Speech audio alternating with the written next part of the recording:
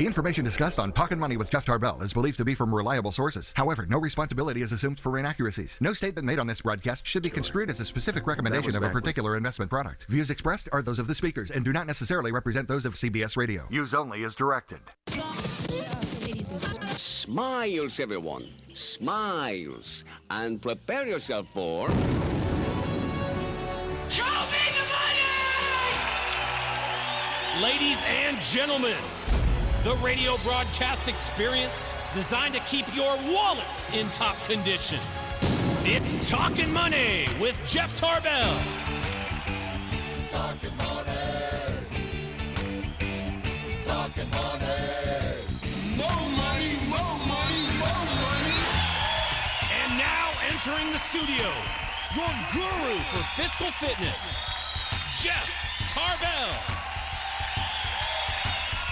Right. How you doing? Good morning. What's happening? Actually in the studio. I know. I can see you. It's you got to get up a lot earlier to get down here. I can't barely hear myself. There we go. Maybe I was doing better there. Hi. We are live. Talkin' Money. John Fodorero, Jeff Tarbell. Man, this is the one view that I did not miss. And I didn't see which soccer shirt you're wearing today. I see your Red Sox hat. What do you get? Which soccer jersey are you wearing today? Just the U.S. shirt. Oh, U.S. Just like American flag. Are you watching? No, this is like total, euphoria for it's you. It's like Christmas for him. This is like It's Christmas for like 6 weeks. Yeah, Christmas. Okay. So has the U.S. played a game yet? They play Monday. Okay. So anyway, what's on your mind there? Let me just go ahead. Okay. Well, I don't know if anyone saw it. It was on the internet and stuff. It was John Oliver. He used to be on The Daily Show. He's got his own show on HBO, just completely destroying FIFA and everything that's wrong with it and how corrupt it is. And it's really sad that all of us know how corrupt this international body is, but there's not one of us, anybody, me included, that's just going to say, like, because what you should just do is say, you know what, we're not watching, we're not buying any of the sponsors' merchandise, we're just going to stop. But you know what? Everyone buys in World Cup time, and you can't do anything about it. And it's almost like we just have to bear down and accept it until them within decide to fix the problem. Yeah, which is going to be never. I mean, think about boxing. I mean, boxing went through kind of the same thing. You know, there's another new belt, new version. Everybody wanted to come up with their own champion, and boxing went through the same thing. And the Olympics are going through the same thing right now. Yeah, that's happening now with Formula One racing. You see that Ferrari? I did see. All I saw was Ferrari said we may not race anymore. And I thought, well, then who else is going to? I mean, Honda, I guess, is pretty good. But anyway, hey, Chris, what's the when do the Sacramento Republic start in the new building, in their new facility? Do you know? Their next game is going to be at Bonnie Field, and I think that's the 20th. So that's going to be interesting because now that's a significant cut down, right? From they've been getting 20,000, they're going to go to 8. Yep. Yeah. So those tickets are going to generate a premium. Well, like Chris was saying, though, I talking to him, once they go to 8,000, you're really going to have the enthusiasts. So what is that going to look like? Well, forget about that for a second. If you were selling 20,000 tickets and you're going to get 8, now were you selling 20,000 at $10? You're going to get 8 at $30, or they have increased prices. Okay, well they should. I mean, it's probably a little better. Yeah, a little bit. Anyway, good for them. I mean, the worst problem in the world you want is you can't fit everybody in your building. So I hope they continue to do well. So we'll have to get Warren when the season's over. We'll have to ask Warren to come back and we'll do kind of a little recap because he was here. It was fairly early before they kind of got things going on. Plus, he owes us a T-shirt. That's right. Yeah, so let's bring him back. Go ahead, Chris. It is going to be June 20th, Friday, June 20th. Is our first game in the new place? Now, do we envision any kind of broadcasting, as like over the radio or over TV or something? All the home games are done on 1140. Okay, so you're getting when there is no A's game.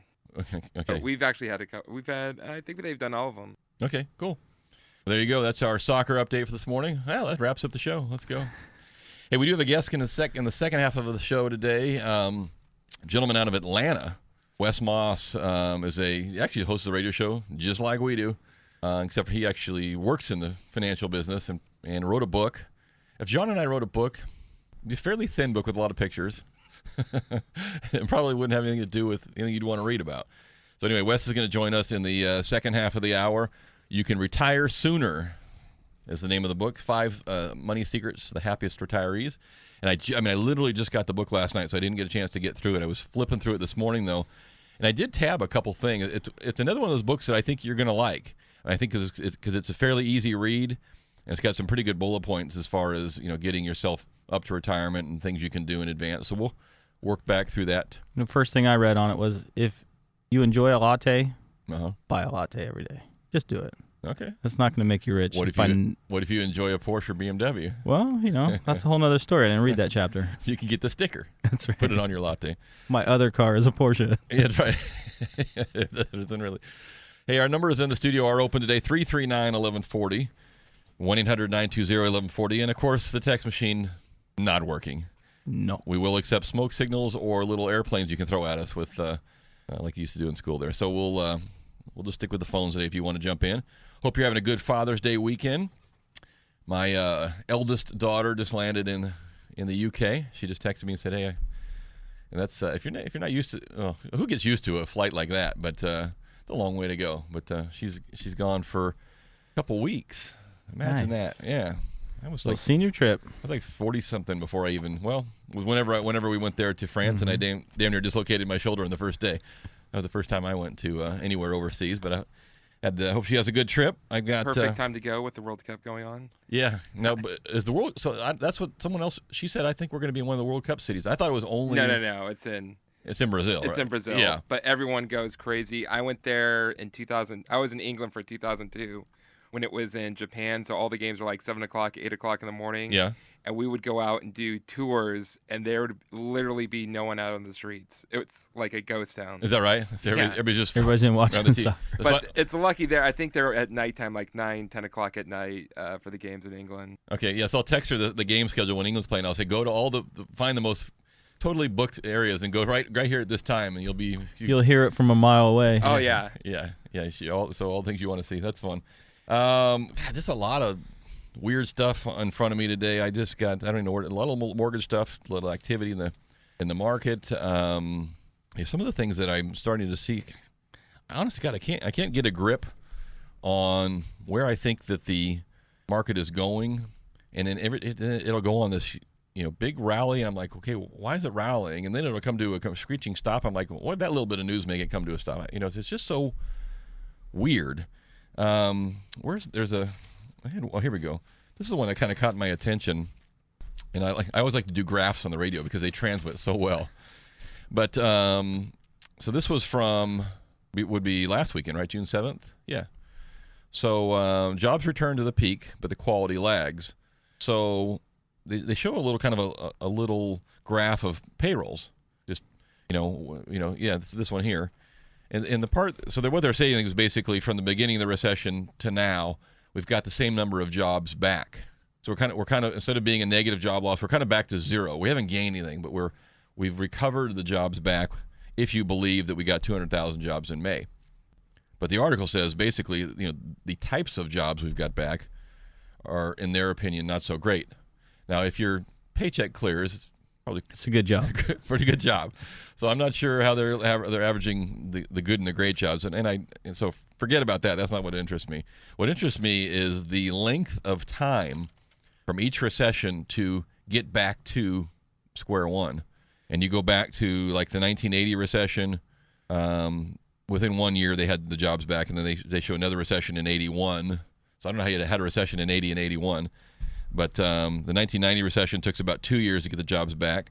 The 2001 was a little over almost 4 years, and this one is just over 6. So you're seeing a trend going from 1 to 2 to 4 to 6. So each one gets a little worse in terms of job loss and a little longer to recover. And I'm trying to figure out, okay, what's the logic behind that? Some of it may be technology, in that you scale back. You're running a business manufacturing widgets, or you're selling a product. You have to scale back because your business slows down. You go into a recession, and then you start to learn, well, wait a minute, maybe I don't need John, Jeff, and Chris. Maybe I can get some people to do some things online, so Chris doesn't have to answer the phone anymore, and I can outsource my automation, my shipping, so John doesn't need to show up full time to ship, and then Jeff doesn't do anything anyway, so we'll we'll get down to one guy versus three, and some of that might be in there. It's just pure speculation, and if you've got a better idea, that I'm willing to hear it. But it does show you that if you follow the graph, the next recession is going to take 10 years to get back the number of jobs that were lost from it. So, and maybe that's healthy. Maybe you're going through, and maybe that's a period of time where you say, these are jobs we don't need anymore. I thought it was, I don't know if it was on, if I was watching the last comedian or whatever, best comedian, whatever it was. I'm not sure where I heard it. Last comic standing. Yeah, or maybe I was listening to just the radio the other day, and the guy was telling us kids, when I was your age, I used to get up every morning and deliver the newspaper. And his daughter said, "What's a newspaper?" "Oh, that's the internet that shows up 40 pages a day." You deliver the newspaper, so things go away. You don't have as many different types of jobs. So I just thought that little chart was a little disturbing, but illustrative of how things are changing and how this has been a long one. 6-year recovery, and I wouldn't say that we're still. That's what I was wondering. Yeah, fully recovered. You could say we have the same number of jobs back, but if we have 200,000 new jobs paying $8 an hour, and we lost 100,000 jobs paying $38 an hour, that may not be a fair trade. So anyway, one of the things that were going on this week, I did see, believe it or not, how many we are, where would you call the top of the meltdown, 07, 08, somewhere in there. So we're 6 years out, and the number of lawsuits that are still going on against the mortgage company. Citi is another one who's fighting desperately not to pay any money. Or I shouldn't say that. They're offering $4 billion when the government wants them to pay 10. It's at some point in time, I know you, and people are gonna say, well, you're in the mortgage business. This doesn't affect. At some point in time, you have to say, okay, enough's enough. We all screwed up, starting from the government down.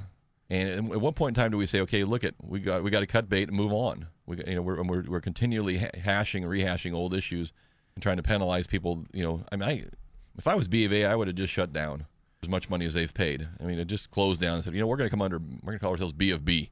We're going to open up a new bank, because I'm not a big B of A fan, but they have been, taken to the cleaners, 1,000 times over. So I did see this came out this week. The number of underwater homeowners who owe more on their mortgages than their home is worth has improved. That's a peak of 2012, but it ain't over. Top 5 metro areas by percentages of homes underwater. You want to take a guess who you think number one is? I should say still. Florida. You're going to say California, but California's not on the list in the top 5. Orlando, Florida is number 3. Texas. No, Texas is doing real well in real estate. Vegas is number 1. The one I wouldn't have got was Atlanta. Atlanta is number 2. 33% of their homes are still underwater. Las Vegas, 33.9. Orlando, 28. Chicago, I would not have got either. In the big metro cities, 28%, and then Tampa, Florida, again, so a couple Floridas in there. The average in the U.S. is 18%, so those are outliers. And California was not on that list. I'm sure California's on the list, but not on the top 5 list. Right. So it's getting better, but it's not quite over just yet. And that, I'll tell you, folks, this is a symptom of why we don't have more houses for sale. This is a symptom why I think things haven't fully taken off yet. There's still a lot of people. These are big time towns and cities. There are a lot of people that are locked into their houses. They still can't get out. If you could just get them to even break even, they probably would leave. But if your average 18% of all your homes are still locked up in underwater with with no equity or negative equity, they can't sell or move, and that's a problem. So I don't know what we do, other than the market's slowly climbing. Obviously we're getting better. But until we can figure that out and get that number to something in the single digits, probably won't return to a true full resale market.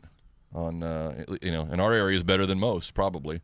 I don't know if that's, but we'll keep an eye on it. It's interesting. I would have thought that Vegas was, well, if you look, that's amazing. 2011, Vegas was at 70%. 70% of their homes were upside down. That's astounding. So they've come down. They're 50% better than they were. So they're feeling pretty good right now. Yeah, you can find a house in Vegas if you want and find one for sale there. While we're on the mortgage topic for a little bit, we'll take a break here in just a second. Get a quiz question in. I keep seeing this article that U.S. will back off the tight mortgage rules And people will forward this to me and say, hey, things should be getting easier, or why are you asking for this and this? Because I saw in the paper today they're not going to do that anymore. And I'm saying, no, these are rules that aren't even in effect yet. This is the next level of proposals that were coming out, that we're going to make things even tighter and more down payment requirement, those kind of things. And they're backing off on maybe trying to go even worse over the line in terms of what we need and what we ask for and what kind of credit score you should have and what kind of down payment you should have. So some of these things are being re-looked at a little bit because housing has slowed down. Yeah. Although there are some new programs starting to come out that, aren't Fannie Freddie based, but doesn't necessarily mean loosening. Yeah. Well, right. Exactly. You're seeing now some portfolio lenders, some independent banks and institutions coming into the market and saying, hey, well, we'd like to get back in and make some loans. And we forwarded around our own office the other day things that are coming back that I got, I sent it out to some people that are referral sources and people that realtors and do business. And I got back from people, oh my God, here we go again. But you can have, so the one I think that stuns people is I use a what's called a bank statement income. So for a self-employed person, this is a program, if it comes back, and when it comes back, it'll probably be directed at self-employed only.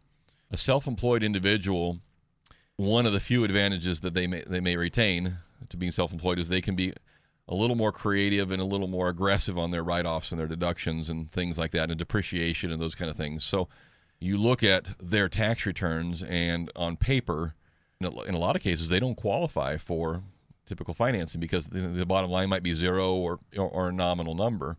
But you look at their bank statements and you say, wow, this an individual's got a lot of cash coming through their account, doing a lot of business. And so one of the programs you're seeing start to come back in the market a little bit is private investors and private banks that will look at these lenders and look at these borrowers and say, hey, here's an individual that's bringing in $20,000, $30,000, $40,000 a month through their account. I'm guessing some of it's going to probably stay in their account, regardless of what their tax returns say, and they'll use some of that as a way to qualify for some financing. And so I think that with good credit and with logical, a logical study of someone's, cash. Yeah, and you're going to see a larger down payment, 20-30%. Yeah, and you're going to see a higher rate. Right. Because that's a lender that's not selling that loan to FHA or Fannie Mae or Freddie Mac. I'm not going to give you a rate at 4. It's going to be 4 3/4 or maybe 5. But that's a person that otherwise wasn't getting any financing and is very well qualified and is very low risk. And I always, I say, we go overboard, for someone who walks in with a state of California W-2 and, they're pretty much we can consider that gold. And yet the guy who's been in self-employed for 20 years who's making 10 times that but doesn't show it on their tax returns, we say, you can't get you a loan. Now, are we saying the person can't get fired from the state? No. I mean, maybe. Maybe what we're saying. But, there's got to be some creativity and some logic, and we've lost a lot of that. So we'll see some of those things change, and we'll talk about it. They'll start to come into vogue more. We'll start talking about those and, getting into that a little bit too. I do want to jump in and get a quiz question out today. 339-1140 is our number here in the studio, 1-800-920-1140. As I mentioned, in the second half of the show, we're going to have a guest call in, Wes Moss, who's a radio host and financial advisor out of the Atlanta area, going to join us. And he gave us a couple books, and maybe John and I give one of our books away. What the heck? There you go. We'll mark it up. We'll sign Wes's name for him. So what do you got on your list there? So talking about self-employed people. Yeah. Michael Jackson. He's self-employed. He was. Yeah. He bought the Beatles song catalog for $47.5 million in 1984. Yeah, a lot of money. $47.5 million for the Beatles song catalog. What is its now worth? What's the current worth of value. that song catalog? So all the Beatles catalog, so 47. And when he bought it for $47.5 million, people looked at him like, dude, that's a lot of money.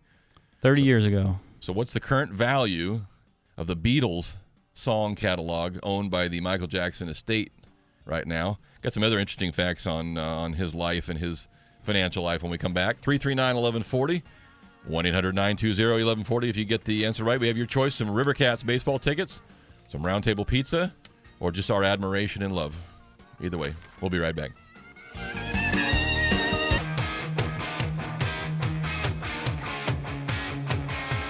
Talkin' money, talkin' money.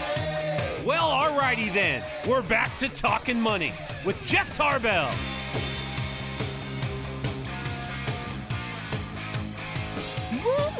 We are back.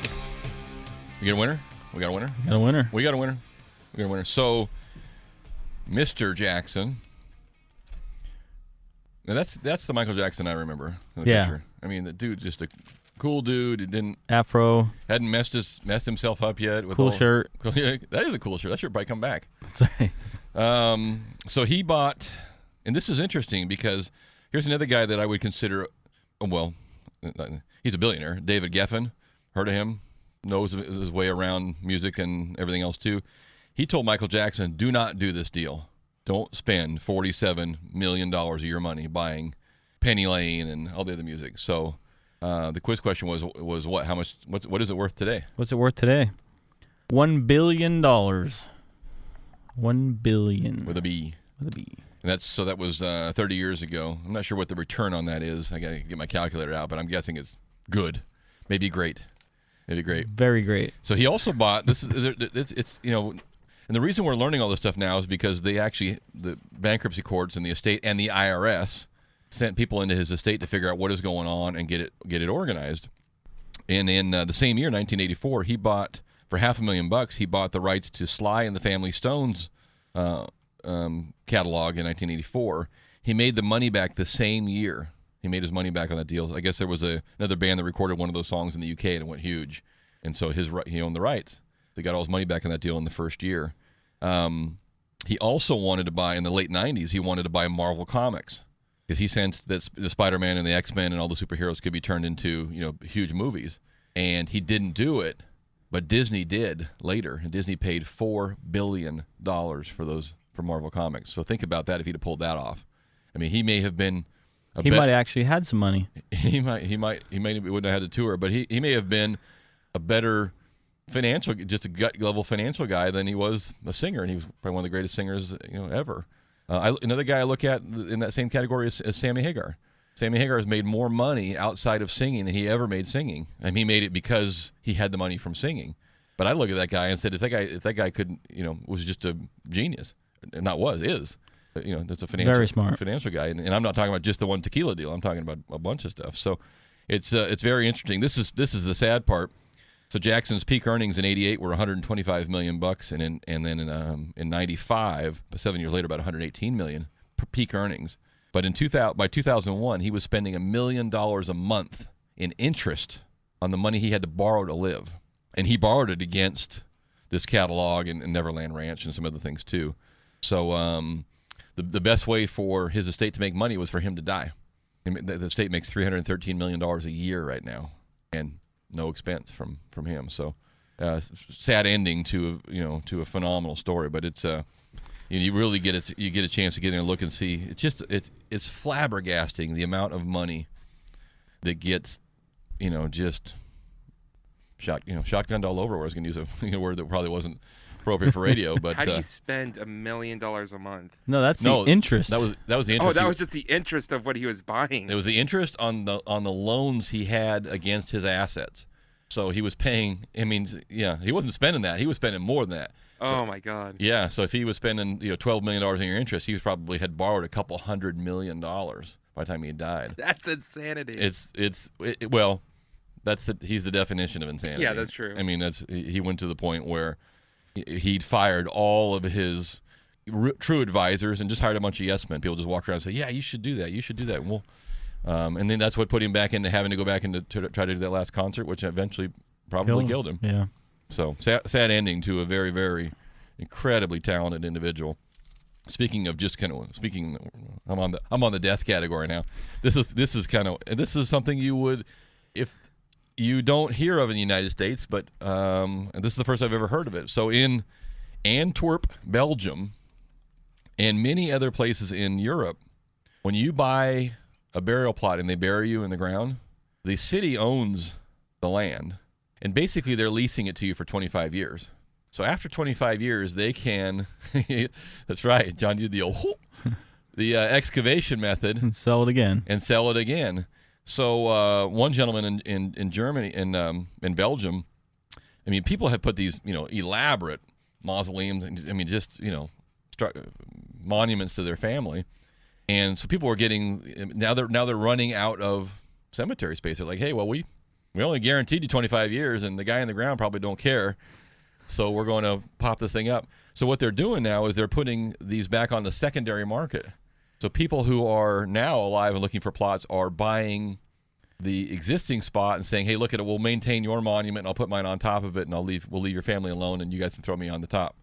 So there is now a secondhand grave market in Europe. Now, see, when you woke up this morning, you had no idea there was a secondhand grave market, did you? And it's one of the things you probably won't see in the United States because we got a lot of land for the most part. But over there, it's you get basically 25 years, and you can ask for a concession from some extra time. But so there's the real estate. And, I mean, hey, if real estate's going slow, you could be in the secondhand grave market. Now, where does that fall? Where does that fall in the category of used car salesman, real estate, mortgage? There's always a scale there. The secondhand grave salesperson is somewhere in that category. Start banging the phones. Hey, did you know you're down to 24 and a half years on your now? Can you rebuy 25 years? I mean, do you have to sell it to somebody else? What if I want to re-up?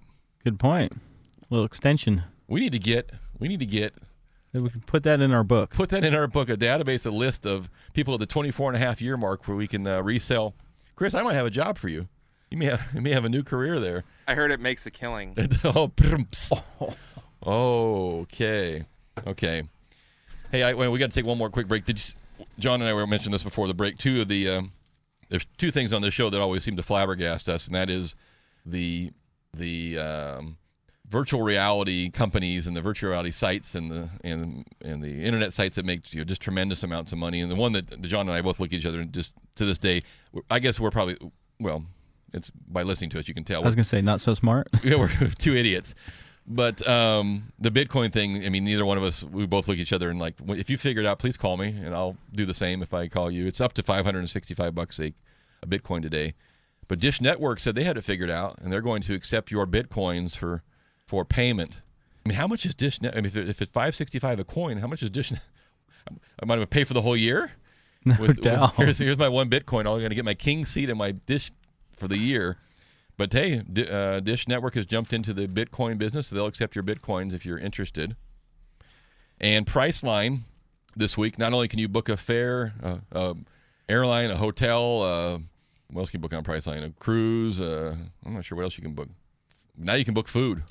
So Priceline picked up Open Table. Anybody else have you used Open Table? I've maybe used it one time. I've used it a couple times. Have you? Just seems to come up when you Google something, and I'll book it. I'll book it on Open Table. So Open Table restaurant, 31,000. So this is the one that I do get a little bit. I still don't get it. I mean, they paid. How much did they pay? $2.6 billion. Okay, that's a lot of money. $2.6 billion for a online reservation website. I got it. So this is where John and I defer a little bit. They have, so unlike Uber, who doesn't own anything, right? Or Open Table at least has a deal, a contract, or an agreement with 31,000 restaurants. They have 15 million users. So I'm guessing their agreement says if you're John Fotorero's Italian restaurant and I come in there with Chris and I want to do our own business, hey, we want to do a reservation site on you. You probably have to say no. I've signed a deal with Open Table, and I'm not going to. I can't do another one. So they've locked out a lot of people, I'm guessing. And you have 15 million users. You can get them for a number of things. So they don't say how much Open Table makes, which I thought is a little bit unusual. And this is the part. I mean, if you had Open Table stock as of Friday or whenever this deal was made, you made some money because they paid a 46% premium for OpenTable.com. So anyway, good for Priceline. Now you can book your flights and your rooms and your cars and your dinner same time. Actually, Open Table is going to run their own site. They're going to keep doing it. And then you saw the owner of Poker Stars with their online poker site agreed to sell it for $4.9 billion. I thought they were like in jail or something. No, they're just trying to get back into the U.S. market, I guess. Going into Canada, changing ownership, doing a few different things. Oh, okay, so they're not in the United States. Someone went. Maybe it was some of the players that went to jail. Is what I'm thinking of. Yeah, the online poker thing scares me a little bit. It's like if I know for sure if I lose, they're going to get my money. I'm just not sure if I win, I'm going to get my money because I don't win anyway. So we got to take another break. 339-1140, 1-800-920-1140. You cannot text us, so we'll go with those two. We got some more Rivercast tickets some round table pizza. What you got on your quiz list? Yes, this is since we're talking about England a little bit and Belgium and things like that. So Coca-Cola is bringing to the UK a green Coca-Cola can. Yeah. The question is, what does that represent? Why are they doing the green Why can? are they doing the green can? They're all out of red ink? Maybe. Could be. Something different? Something new? So what is the green Coca-Cola can in the UK? It's actually called Coca-Cola Life. Life? Life. L-I-F-E. Oh, how come we don't? Coca-Cola Life. How come we're not getting Coca-Cola Life here? You'll have to ask your daughter because she's over there drinking one right now. She's over there, right there. Okay. 339-1140. 1-800-920-1140. When we return, radio host, financial advisor, and author Wes Moss is going to join us on a Saturday morning. He's a couple hours ahead of us, so he's not quite as early for him. We'll take a quick break. We'll be right back, Jack.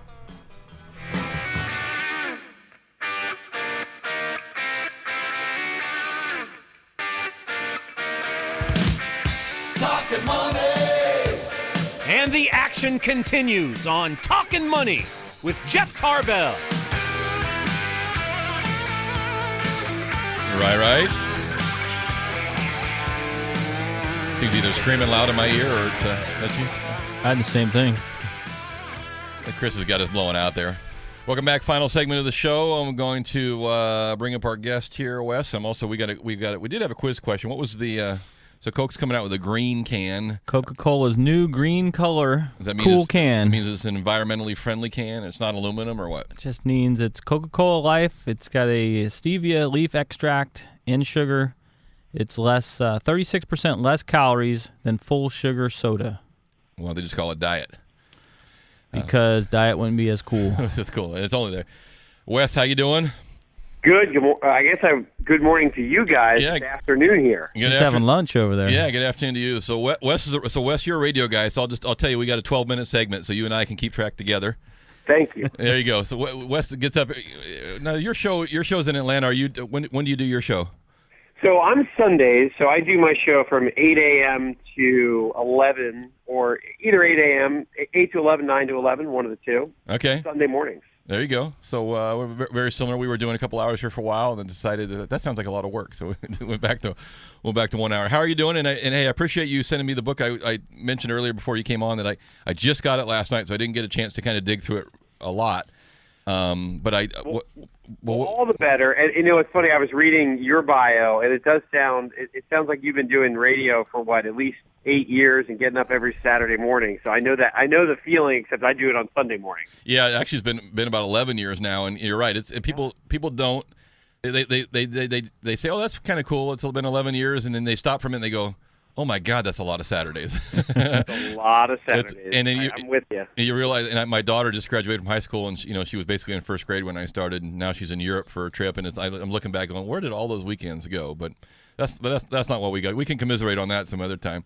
I am glad to have you on, and I got a chance to just flip through the book, and so maybe give us a little bit of background on what got what you do beyond your Sundays on the radio, and what got you into this book, and kind of what are the basics there of your book. So for a long time now, about the last 8 years, I've been doing radio in Atlanta, and the last 5.5 on News Talk WSB. And WSB it's one of the original radio stations in America. So it's been around. We've got a really nice base in Georgia and kind of the southeast. So it's been a great station to be part of. And I've been doing their money show and some of their money reporting throughout the week for the last, I guess, at least 5.5 years now. So I guess I'm part journalist, and then full-time I have an investment firm in Atlanta. So Capital Investment Advisors and Wella Strategies, those are my two investment firms that really pays the bills. Radio is a tough way to make a living unless you're Rush Limbaugh, right, or Sean Hannity. But it's been a really nice compliment, and it's a lot of fun. Agreed. So I'm really happy to be able to do it, and a lot of great calls every week, and it's a really fun hobby/career.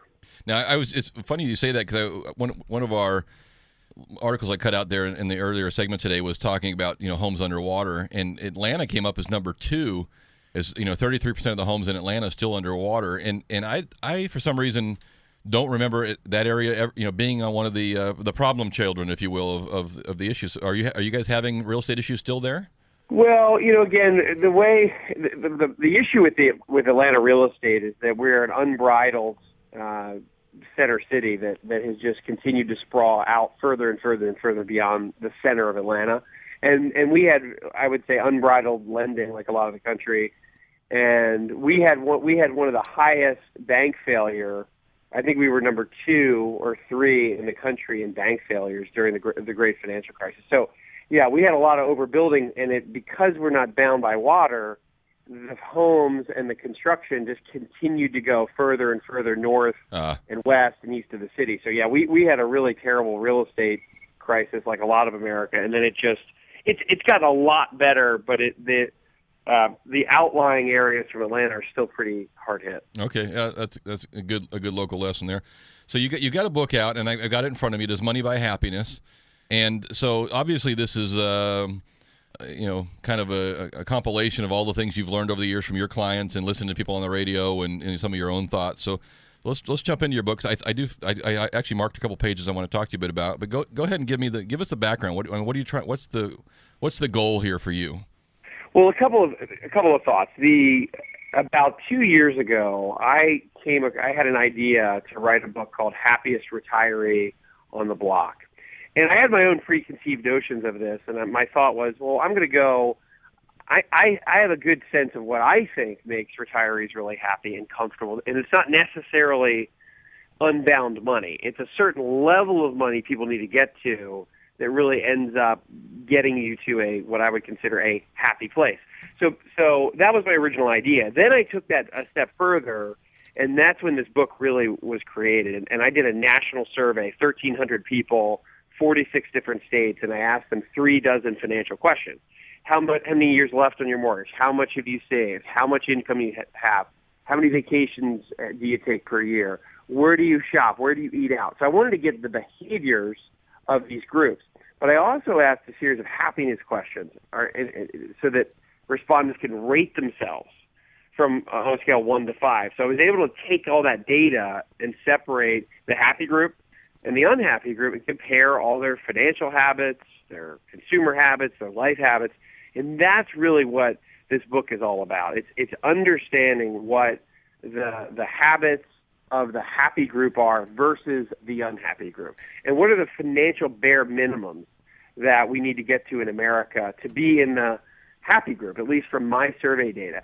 And the survey came back so telling that I thought, I don't know if people are going to believe all of this. So I went and actually had the data verified for confidence with the math department at Georgia Tech. So I'm right in Midtown Atlanta. Georgia Tech is right here, and I found the president of the math club and then their professor and had all the data actually verified for statistical significance. So I really, and that's a big part of what this book is all about, is explaining what do you need to do today in your 40s and your 50s, or even your 30s, but let's call it your 40s and your 50s, to end up an early retiree and a happy retiree. And that's really the essence of the book. So it's well beyond my preconceived notions of what I think people need to do. It's very much based in the statistics and the data that I found in this national survey, and then explained through the practicality of me being an advisor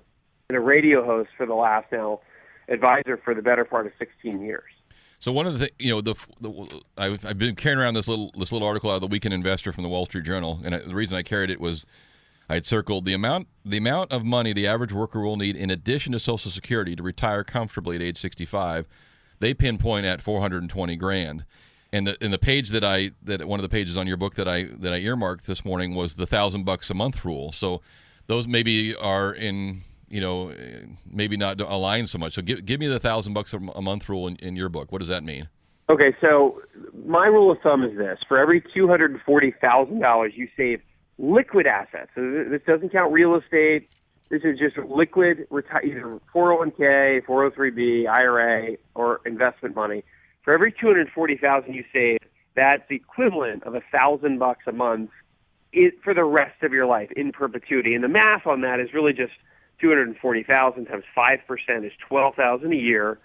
divided by 12 months is $1,000 a month. So I think of this in multiples of 240,000. So 240, 480, 720 to get $2,000, $3,000 a month. And then that translates back to, at least from my research, there's a principle that I talk throughout the book called the plateau effect, where, and this is when you're looking at income levels, when you're looking at net worth levels, there's a huge increase in happiness as income goes up. For example, from $40,000 a year to $80,000 a year in income, there's a huge jump in happiness. And then it starts to level off. So I call that diminishing marginal happiness. The same thing happens with liquid net worth. So there's a huge jump as we get our initial savings going and we get to those initial $240,000 increments. And then when we get to about $1 million, the number really starts to level off. So each additional dollar doesn't buy nearly as much happiness. And really the context there is likely comfort and security that translates back to happiness.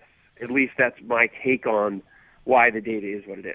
So we've got, I'm getting about the 3-minute mark, which is fine. What's your thought on mortgages? What is the plan? Do these have to be paid off entirely? Is it okay to carry a mortgage into your retirement? Where do you stand on that?